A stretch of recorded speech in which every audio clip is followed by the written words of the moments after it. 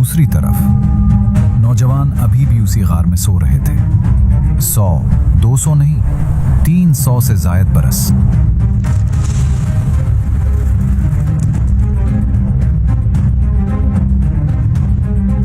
ء کے بعد ایک ایسا دور آیا جب بادشاہ تھیوڈوسس حکمران تھا.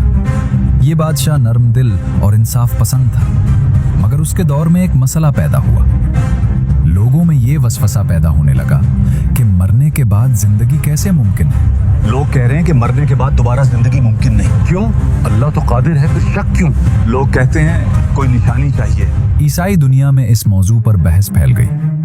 بادشاہ سخت پریشان تھا. وہ اللہ سے دعا کرتا تھا، اے خدا، میرے لوگوں کے دلوں سے یہ شک دور کر دے. اے پروردگار، کوئی نشانی ظاہر کر دے. اسی زمانے میں ایک چرواہے نے اسی پہاڑ کے پاس اپنی بکریوں کا باڑا بنایا. باڑا بنانے کے لیے اس نے چند بڑے پتھر وہاں سے اٹھا لیے اور اچانک غار کا دروازہ کھل گیا.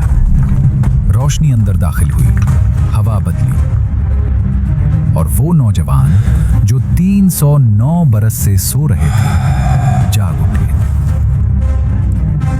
ہم کتنی دیر سوئے رہے؟ شاید ایک دن یا دن کا کچھ حصہ. ہمارا رب بہتر جانتا ہے. انہیں لگا کہ شاید ایک رات سوئے ہیں. انہیں بھوک محسوس ہوئی.